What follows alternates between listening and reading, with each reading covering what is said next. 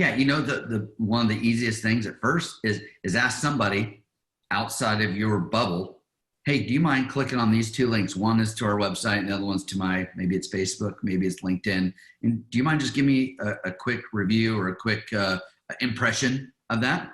Most people don't look at that, and you go back and say, well, your banner doesn't really fit. You actually have the generic banner behind your LinkedIn profile. You have a picture, but not that.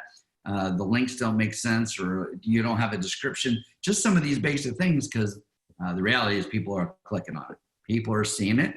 So discounting it too far doesn't make sense anymore. So doing a quick audit, most people on your website, if you know the stats, the easy takeaway I tell everybody, homepage and about us are the only things to worry about in the beginning, right?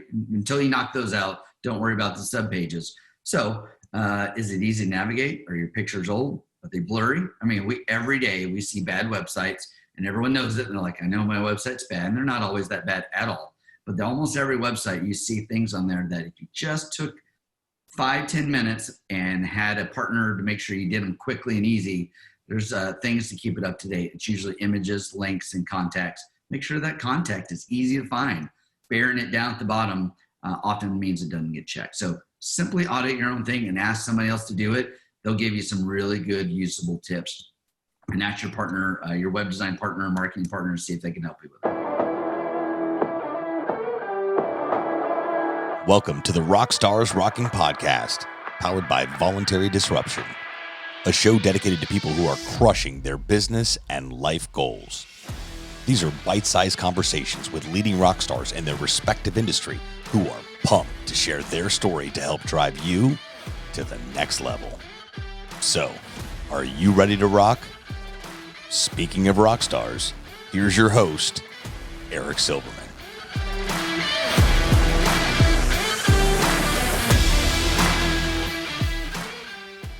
Hey, rock stars, welcome back to another episode of RockstarsRocking. That's hashtag for RockstarsRocking. And this is a show where I am always highlighting rock stars crushing it, killing it, rocking it in their respective industry. And today is no different. Please help me welcome my good friend, Jeff Hill, owner and president of eTekhnos, eTekhnos.com. What's up, Jeff?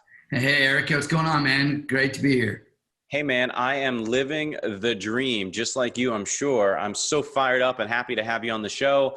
And I can't wait to share with our listeners exactly what you do and how you do it. So without further ado, because these are bite-sized shows, my friend, I'm just going to jump right in if you don't mind. Yeah, let's do it.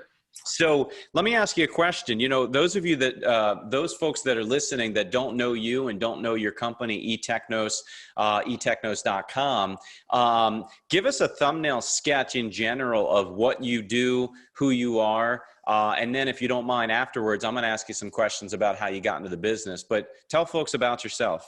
Yeah, appreciate it, man.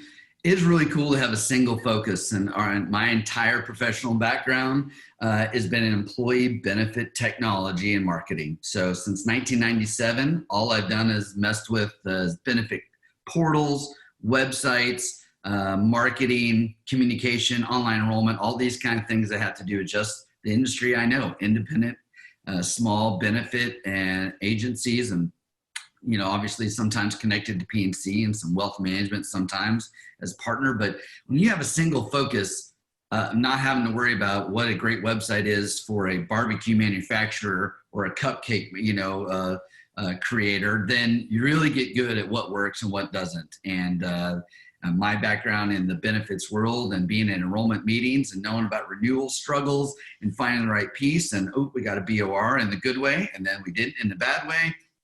That's the way we live as a partner for agencies. So we build websites, we use social media, we do content marketing just alongside an agency, because most firms don't have somebody that's what they do, or if they do, it's not necessarily what they were born to do.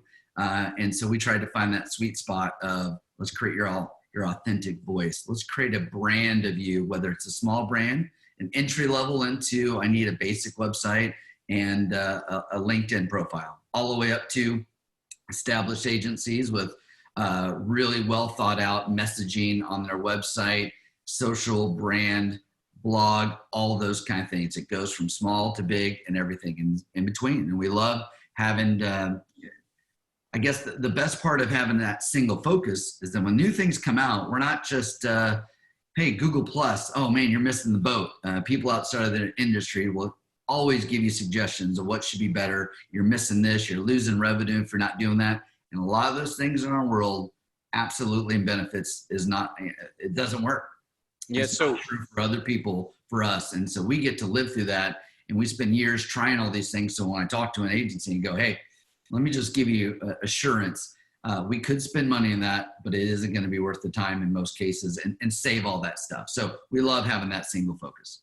yeah, so for those of you who have never heard of eTekhnos, basically, as Jeff just talked about, they're a single point shop, a single stop for a benefit producer, a benefit agency, an insurance agency, a brokerage, if you will. They also have a P&C division, and that's all they focus on, with laser-like precision and accuracy. So, it's interesting because, I'll fall on my own sword only because of ignorance. I didn't know any better.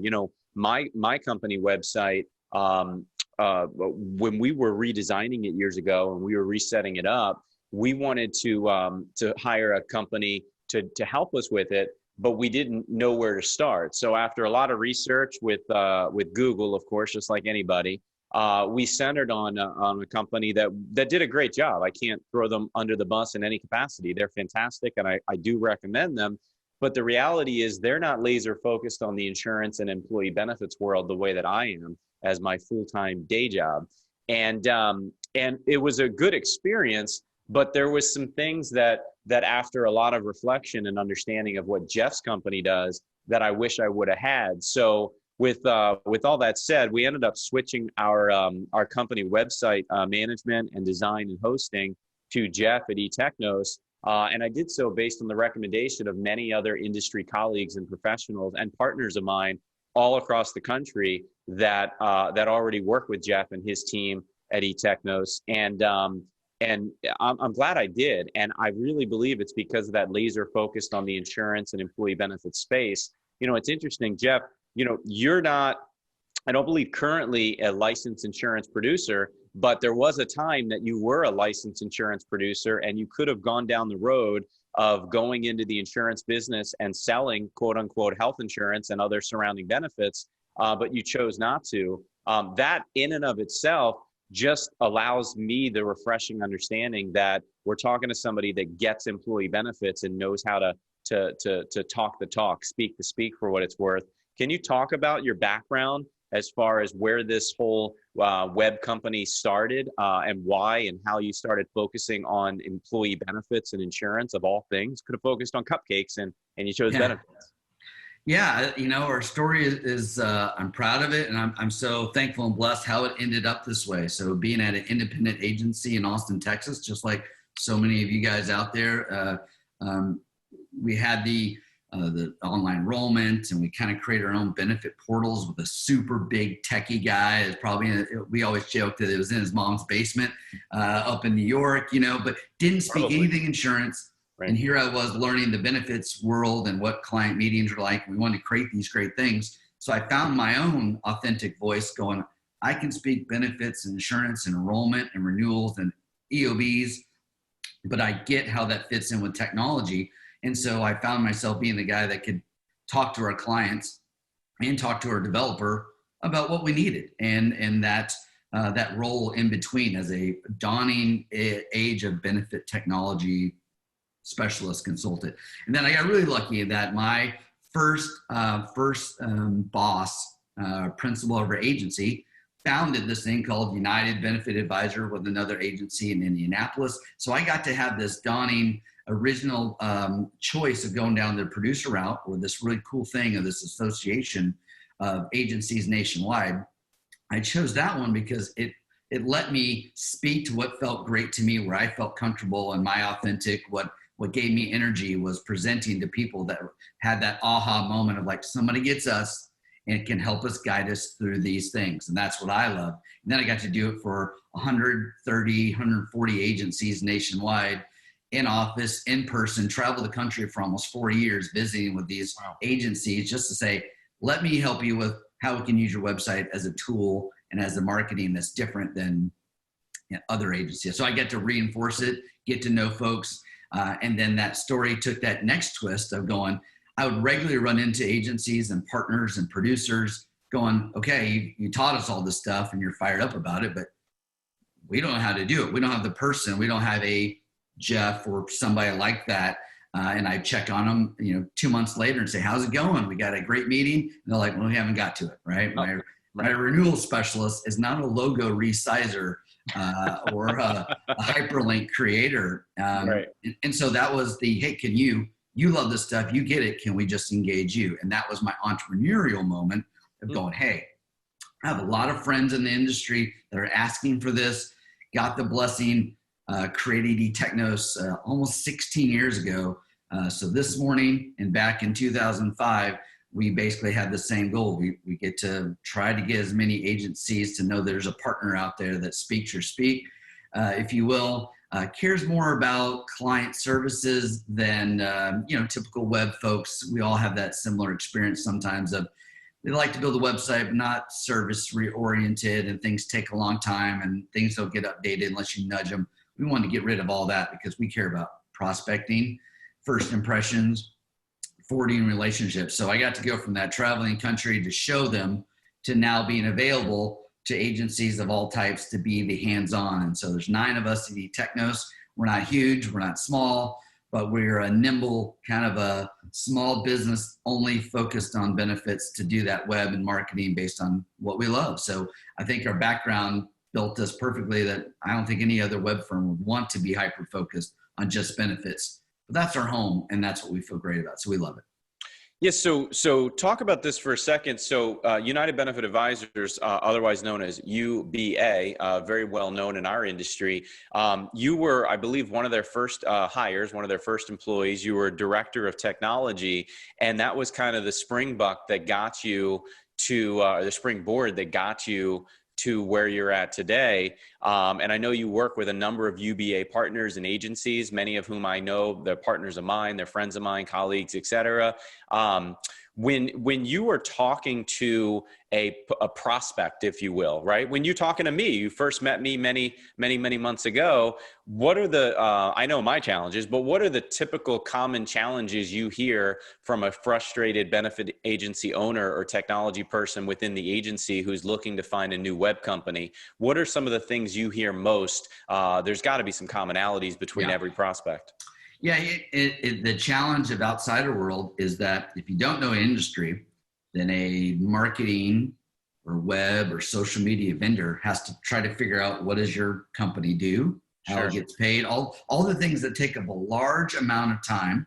And then they have to figure out how does all this stuff fit in there? What's a strategy that works? And often our industry is completely unknown to other people outside of it. So they don't get why you don't have a buy me button on your website. Well, that doesn't the way that work with us. And so in web design and social media, it seems to always be a back burner item, not because it's not important, it's because it hits these creative muscles that most people go, okay, I have ideas, I just don't know how to put them into action. And it's time consuming. That's been my challenge. And it's stressful. So it goes, okay, I know we need to do it.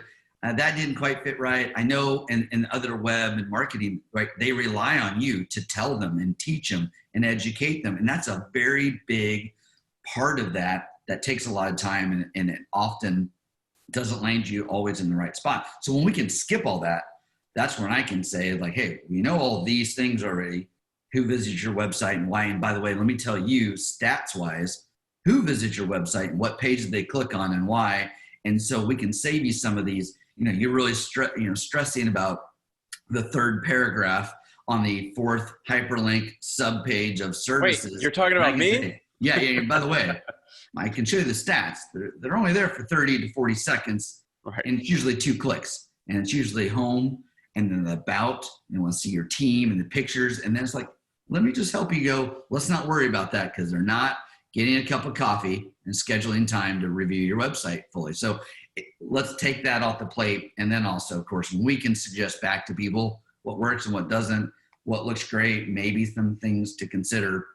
We skip a lot of steps and get right into, let us help you with the content. Let us help you with the design. Let you just look at it. Because you know what?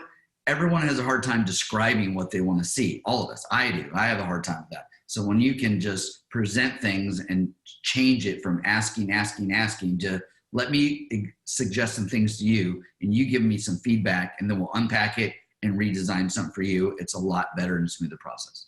So, so it's interesting. One of my, and you tell me I'm wrong here. Tell me if I'm wrong, by all means. Okay. But me personally, and I don't know if I speak for the mass majority of the world, but nowadays, and I'll say this, I'm not discounting websites. I have one and I love it and you help me with it. But with that said, I feel like in my industry, in our industry, the employee benefits world, at least me, I check somebody's LinkedIn profile oftentimes prior to their website. So if I get their company name, I get the person's name. The first thing I think to do, which is new, it wasn't like this years ago. Right. I'll go put them on the LinkedIn search first, and then the second stop is I go right to their website. Am I the only one, or do you believe that's kind of becoming they're more balanced now. It used to only be a website, and then they happen to click around. Now it's probably more half and half rather than over slanted on one side or the other. It's just the natural progression. If they're active on any of those profiles, they'll go there first, right? Just like you're active on those kind of things. The rest of them are clicks from email signatures, right, referrals, and the online business card check, right? The first impressions, you get that. You got 3 or 4 seconds on that website visit to have them stick around or just click back and go on to the next thing they might have to do that day. So no, you're totally right.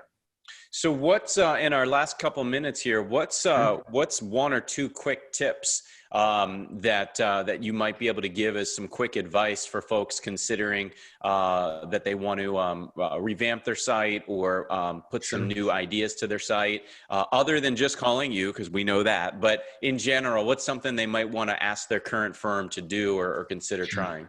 Yeah, the one of the easiest things at first is ask somebody outside of your bubble, hey, do you mind clicking on these 2 links? One is to our website and the other one's to maybe it's Facebook, maybe it's LinkedIn. And do you mind just give me a quick review or a quick impression of that? Most people don't look at that. And you go back and say, well, your banner doesn't really fit. You actually have the generic banner behind your LinkedIn profile. You have a picture, but not that. The links don't make sense, or you don't have a description. Just some of these basic things, because the reality is people are clicking on it. People are seeing it. So discounting it too far doesn't make sense anymore. So doing a quick audit, most people on your website, if you know the stats, the easy takeaway I tell everybody, homepage and about us are the only things to worry about in the beginning, right? Until you knock those out, don't worry about the subpages. So is it easy to navigate? Are your pictures old? Are they blurry? I mean, every day we see bad websites. And everyone knows it. And they're like, I know my website's bad. And they're not always that bad at all. But almost every website, you see things on there that if you just took 5-10 minutes and had a partner to make sure you did them quickly and easy, there's things to keep it up to date. It's usually images, links, and contacts. Make sure that contact is easy to find. Bearing it down at the bottom often means it doesn't get checked. So simply audit your own thing and ask somebody else to do it. They'll give you some really good, usable tips. And ask your partner, your web design partner, marketing partner, to see if they can help you with it. I like it. That's a really good idea. I never thought about that. Having somebody just ask them as a favor, can you just give me a quick review? Take a few minutes and tell me your initial thoughts and impressions. That's really good. All right, good. Well, listen, I've said it before. We can contact Jeff at eTekhnos.com. We can find his contact info. I'm sure you're about us, and contact info is easily able to be found. But in general, are you on LinkedIn? A lot of my connections are. Can people message you there? Yep, absolutely. LinkedIn, Facebook, YouTube, and our web. Okay, perfect. Well, listen, I appreciate you coming on the show, Jeff. It's been a pleasure. Appreciate all you do for me and my team, and all the partners across the country that I work with that we know also sing your praises. And with for everybody on my side of the world, everybody in post-production, everybody on the website, on behalf of me, I'm Eric Silverman. That's Jeff Hill, and this has been another Rockstar episode of RockstarsRocking. If you haven't already done so, please subscribe to the show anywhere you consume podcasts. Subscribe on YouTube. Make sure you smash that little bell so you can get notified every time there's a new episode dropping on Wednesdays each and every week. And that's all I got. We've said it all, Jeff. So don't just have a great day, make it a great day, because I know I will. Thanks, Jeff. See you guys. Appreciate it. Thanks, Eric. Thanks so much for tuning into this episode of the Rockstars Rocking podcast. If you haven't done so already, make sure you're subscribed to the show wherever you consume podcasts. And if you feel so inclined, please leave us a review. 5 stars would totally rock. Until next time, Rockstars, keep rocking.